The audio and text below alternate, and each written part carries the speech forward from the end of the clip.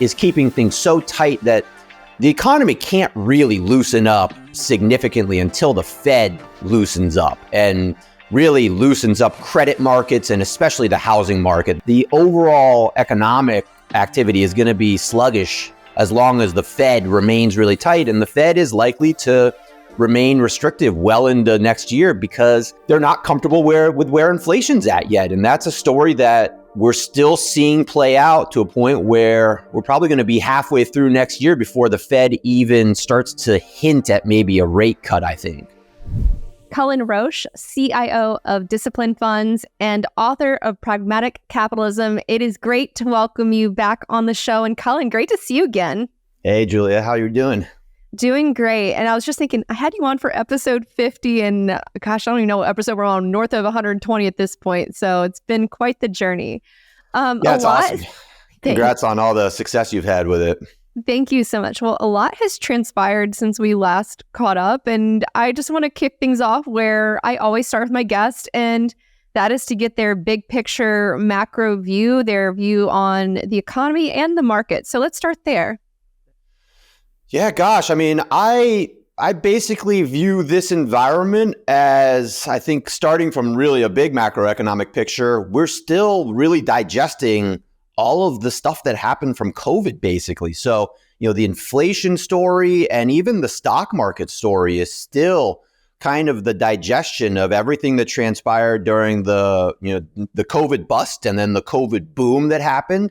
And now, what happened then was you basically had a story where the government printed, huge amounts of money. We had all the weird supply chain shocks, the inflation shock, and you had a lot of sort of strange, somewhat irrational, I think, behavioral aspects that were going on especially during the boom, where people were doing just a lot of sort of crazy and, somewhat stupid stuff. Whether it was running up non-profitable tech companies or, there were people, buying NFTs for, millions of dollars that are now worth zero. And all of the air is kind of coming out of those various bubbles and those sort of irrational run-ups that we saw. And that process is just taking a lot of time. So, I think the inflation story is probably the best evidence of that, where a lot of people thought that the big run up in inflation was going to actually be, much more transitory, much more quickly. And I think the Fed thought that. I think most economists thought that. And it's taken a lot longer, although the transitory narrative has turned out to look a lot more right than people probably thought like a year ago. It's taking a lot longer for all of this to come out of the market than people probably expected. And you could still argue that there are still pockets of the market and the broader economy that still are sort of frothy or just working through a lot of the supply and demand shocks that we lived through with COVID. So in terms of like economic growth, I mean, I've been in sort of the camp that, my big call for this year was that we would have a big disinflation, meaning that the rate of inflation would basically come down all year long, which has been largely correct. But the economy, I think, has shocked a little bit to the upside. Like today, we got a GDP report that was 5.2%, which, I don't think anybody expected GDP to be growing this strong with the Fed being as aggressive as they are. So demand has surprised, I think, a little bit to the upside. And I think going forward, it's probably not reasonable to expect that sort of, robust growth. But the economy is still growing. The labor force is still growing. Corporate profits are still growing. So the demand is still there to generate sufficient growth. I think the question is going forward, especially in 2024, are we going to be in more of a situation where we're generating like 3 to 4% growth, or are we generating like 1 to 2% growth? And I probably fall somewhere a little bit closer to the 1 to 2% range. So not necessarily like a recessionary environment, but one that the economy is not going to be super robust, in large part because I think the Fed is keeping things so tight that the economy can't really loosen up significantly until the Fed loosens up and really loosens up credit markets and especially the housing market. The U.S. economy especially is so housing based that until you really have a lot of, the return of demand, especially in the mortgage market, where mortgage rates fall enough that you can bring millions of buyers back into the market. Even though home prices are holding up probably a little bit better than most people expected, the overall economic activity is going to be sluggish as long as the Fed remains really tight. And the Fed is likely to remain restrictive well into next year because they're not comfortable with where inflation's at yet. And that's a story that we're still seeing play out to a point where we're probably going to be halfway through next year before the Fed even starts to hint at maybe a rate cut, I think. Mm-hmm. There's a lot in there, and that was a fantastic frame up for the conversation. Just, there's a lot of things a few threads I want to tug on. Just the notion of like the economy. It feels like, at least at the beginning of the year, there was a lot of pessimism, and now people are starting to put out their 2024 outlooks. And I want to hear more on your thoughts there. But just, I guess, the resiliency of the economy, maybe robustness, has that been perplexing or surprising? I just want to kind of, tease that one out a bit more.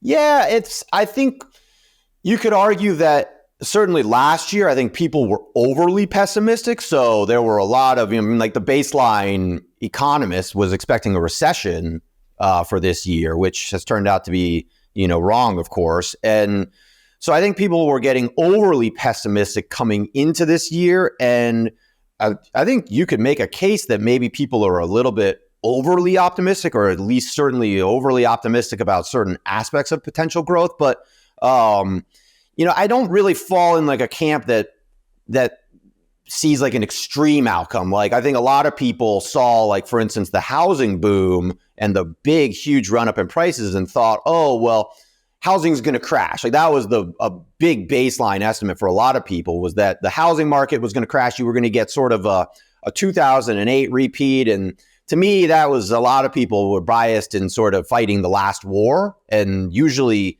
the crisis that we recently saw is not the crisis that causes the next recession. So, but the bigger story with housing really is that the supply shortage is so extreme that it's been interesting. Even with a huge decline in demand, we still haven't seen a significant decline in residential home prices because the supply just isn't there. So, we're almost in this like weird equilibrium in the residential market where prices actually are just sort of flatlining, in large part because even with demand collapsing, there's this huge supply shock. And the real estate market's actually super interesting because there's this crazy bifurcation going on across commercial and residential. And again, this is a COVID-related incident where I think the work from home situation especially, it actually made homes a lot more valuable because so many more people now are using their home not just as the place where they live, but they're using it as the place where they work also. So, it's almost like it's their commercial space and their residential space to some degree, which has actually added value probably to the residential side. But at the same time, the commercial space is a disaster. So like when you look at commercial real estate prices, they're down 15% year over year. They're making new lows, even though yesterday's S&P Case-Shiller index showed that the residential market is making basically new highs, even though it's still relatively sluggish on a year-over-year basis. So when you look at the real estate market as a whole, it's these two really big extremes resulting from COVID, where the commercial market is a disaster and the residential market is really strong. And so I think that's surprised a lot of people, which is filtered through into the broader economy. And I think you can attribute at least some of the broader growth in the economy to the fact that the government has actually continued to spend, run fairly large deficits. So thinking about this from like a policy perspective, the Fed's been very restrictive. The Fed's been very aggressive trying to bring down inflation. Interest rates and credit markets are hugely restrictive right now. And that's suffocated the housing market, the credit markets, and the borrowing markets. But at the same time, the government ran a $1.7 trillion deficit last year.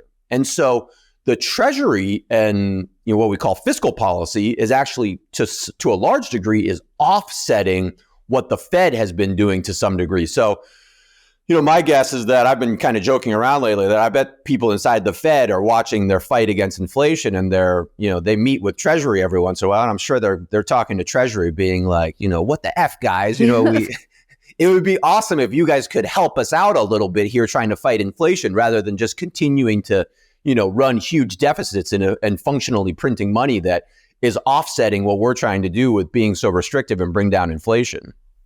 Okay. Also makes me wonder though, like if how much of a factor if the deficit spending, if that's contributing to like maybe the economy being more resilient, if you will, makes me wonder like, well, how resilient is it really then?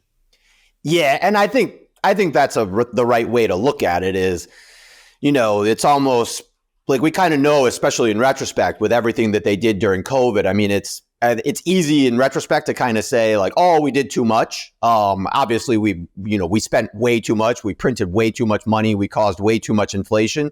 But you can also say, a lot of that growth was essentially fictitious. You tell people to stay home and you send them money, and that's a recipe for people to just run up prices and things. And so even if you get technically, growing growth from that, when you start to peel back the onion and look at, what are the real metrics looking like, the growth suddenly doesn't look so robust. And I think, it's interesting when we see a lot of these like consumer survey sentiment that come out and they're super negative. And I think the broader sentiment in general is sort of negative about the economy and economic growth in general. And I think a big part of that is reflected in the way that when you actually back out like inflation from things like disposable income, and you look at, some of those metrics, well, it's been flat for basically like 3 years now. And that I think is a big part of the reason why people feel somewhat frustrated is that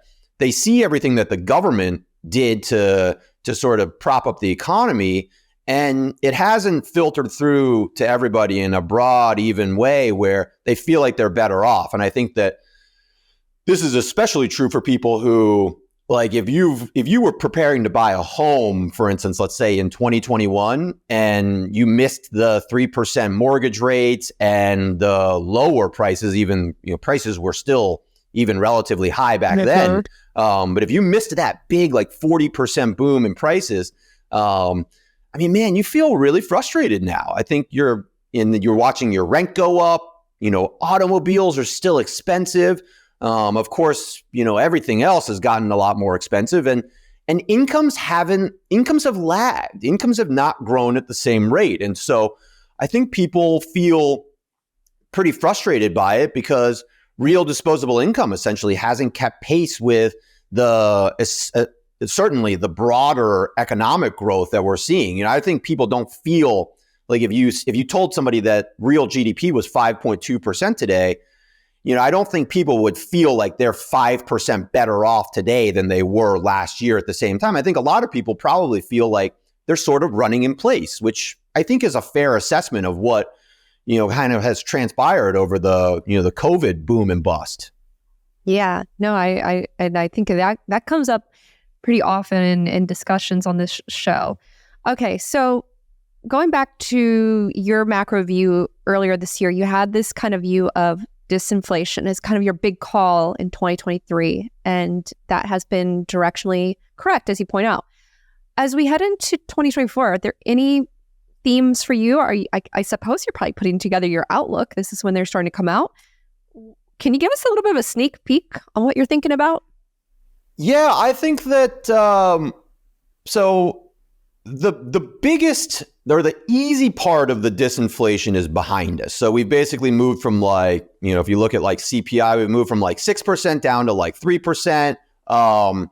And I think the road to 2% now is going to be more difficult, meaning that I think that although there's going to be disinflation continuing into 2024, the rate of change is going to be more moderate. So, we're probably going to move down closer to the 2% target that the Fed has. But it could take the full year. It could take, we could be still talking about being over the Fed's target by the end of 2024.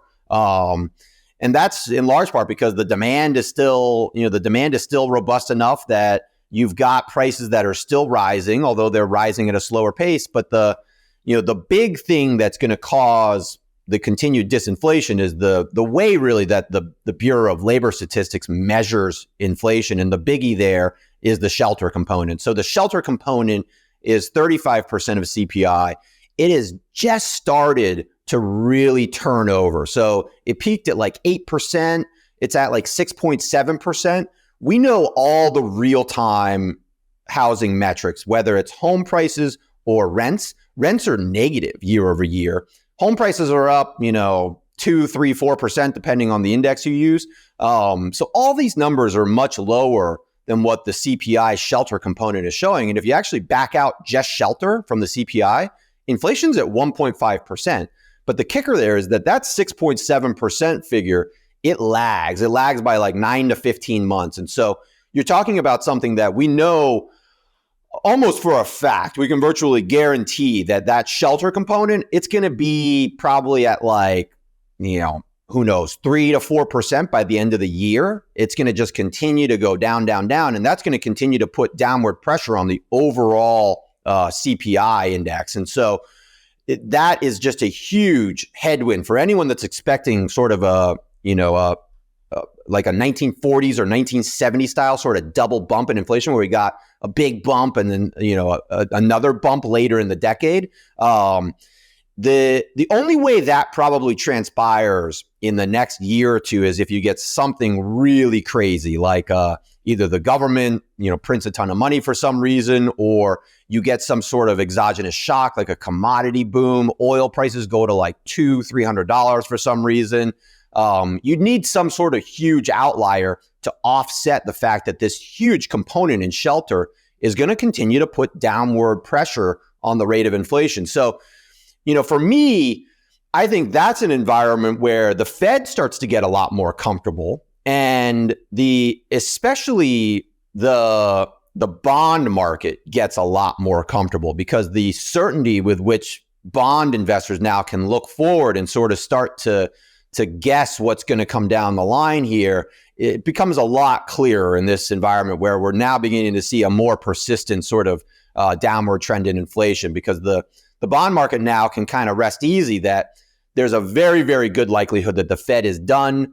My estimate is that they're going to hold interest rates where they are well into 2024. So I think at least until probably the summertime, unless we get a recurrence in like the banking panic or, some sort of credit event, some sort of shock that causes an emergency cut. I think the baseline view is that they're going to hold tight until we get probably pretty close to that 2% target on inflation.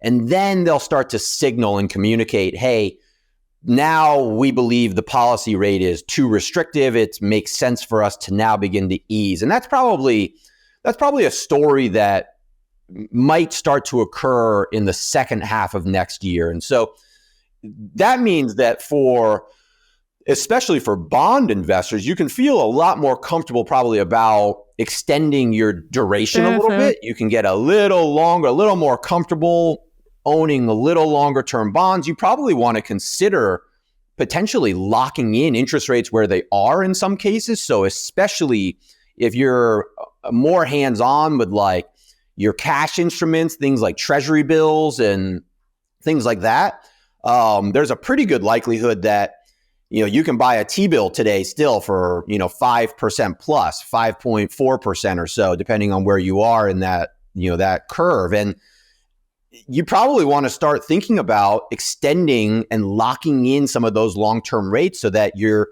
in a year from now, if the likelihood is that the Fed is going to be at, say, 4.5%, if you're able to lock in 5.4% in a treasury bill, that starts to look a lot more enticing.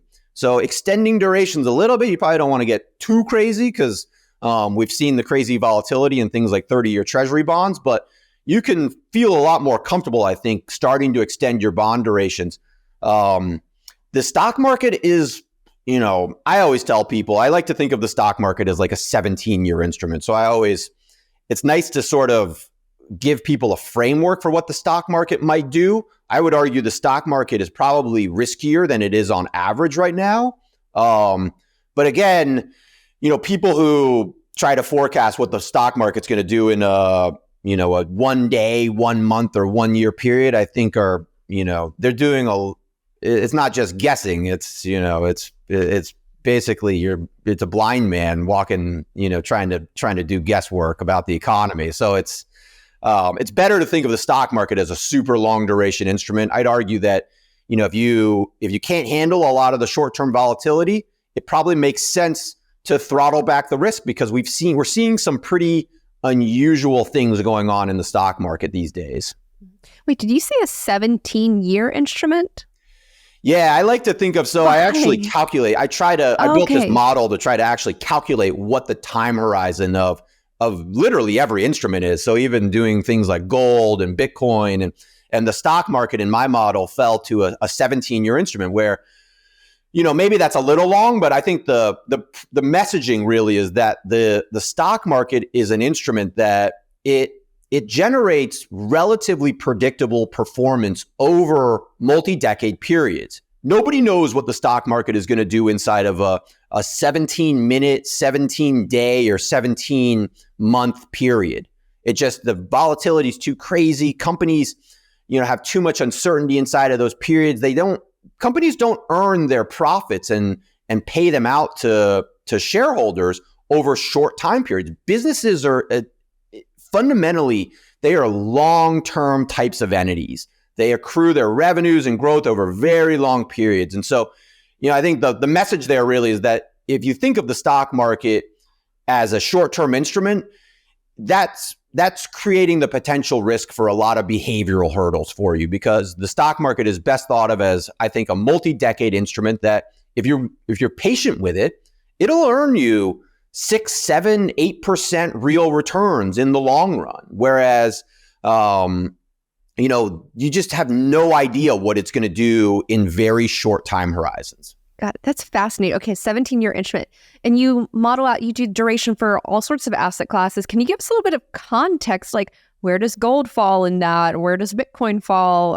In terms of duration? Just give us a bit more context on this. Interesting. Yeah, so I don't want to get too wonky because people will shut this off. But I used a model that was similar to William Bernstein used a model for duration. So duration in bonds is basically it's the sensitivity to interest rates. And so you can start to kind of calculate how much risk do I have in this instrument if interest rates do a certain thing, and how long do I have to wait to generate returns. And William Bernstein calculated this in the stock market as the point of indifference, basically, meaning that he calculated what was basically the point where an investor could earn dividends over time and be fairly certain that based on starting dividend rates, that if the stock market fell 50% tomorrow, well, it would take 25 years for the dividends to accrue to the point where the investor was indifferent to their starting point, basically. And I calculated it in a similar way, but doing basically a break-even analysis where if you bought the stock market today based on an expected real return today, let's say it fell 50%. So using like a realistic max drawdown. So something like a financial crisis type drawdown, a 1970 style drawdown, which is not unusual in the stock market, not as unusual as people expect, at least. If that sort of an event were to transpire, how long could you reasonably wait to be indifferent to your starting point, basically? And the figure I came up with based on expected returns right now is about 17 years. The real instruments like commodities and Bitcoin are a lot harder to calculate because you're doing especially with Bitcoin, you just don't have enough data to really build,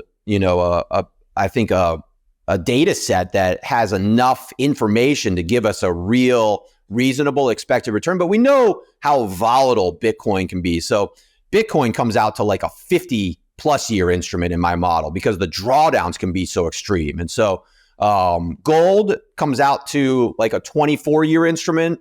The bond market, you can start to calculate much, much more precisely. So like a 3-month treasury bill has essentially a duration of 0. A 5-year treasury note has a duration of pretty close to like 4.5. And so those are you can kind of start to think of all this stuff in terms of time horizons, where if you're building an asset allocation, well, I would argue that one of the fundamental problems that I've always run into in my career when building portfolios is that it's really hard to communicate time horizons to people. And so the reason I built this model basically was because I wanted to be able to communicate what is a proper time horizon over which we can reasonably judge instruments and then put them into our portfolio and actually understand the time horizon over which they're expected to perform a certain way. And so, when you're adding stocks into an asset allocation, I think it's important to communicate that to somebody as, hey, this is a volatile long-term instrument that if we hold it for a certain time period, it'll do well for us.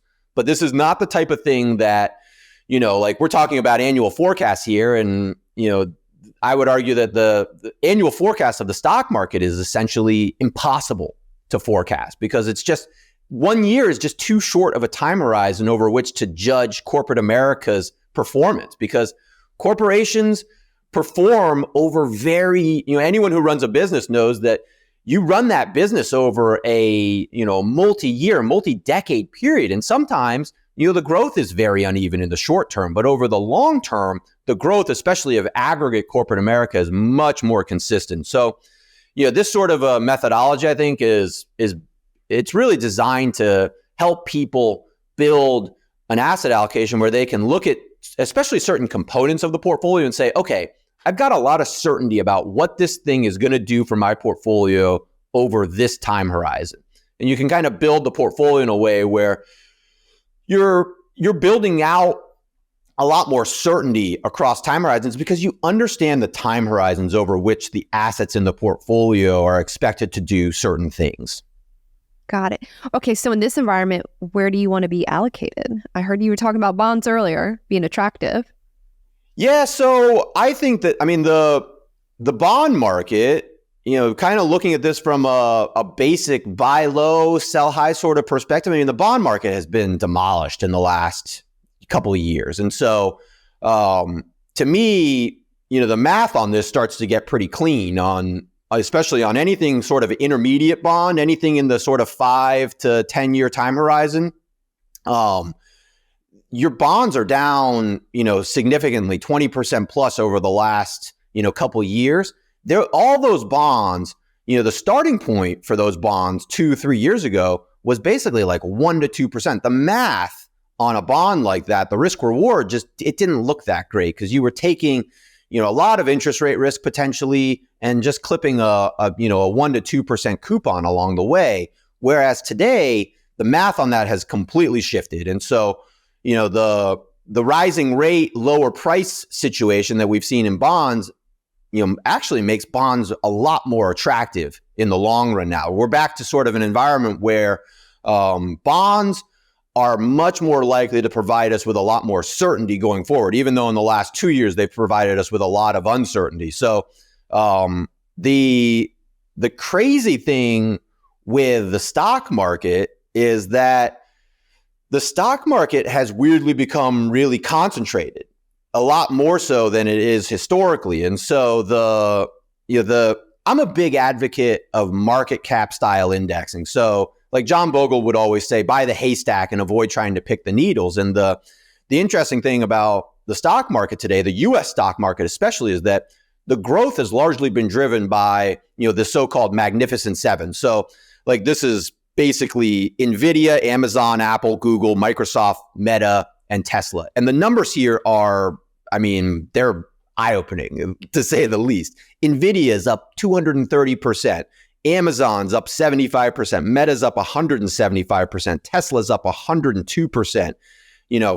Google, Microsoft, and Apple are all up over 50%. So, and these aren't like small cap tech companies or something. These are the mega companies. These are $1 trillion companies that are growing at a rate of, hundreds of percent per year now, year to date. And so that's created this sort of really strange environment in the US market where if you're buying something like the S&P 500, you weirdly have a lot more concentration risk inside of the index fund than you normally would. So the Magnificent Seven now comprise about 29% of the overall index. That's never happened before.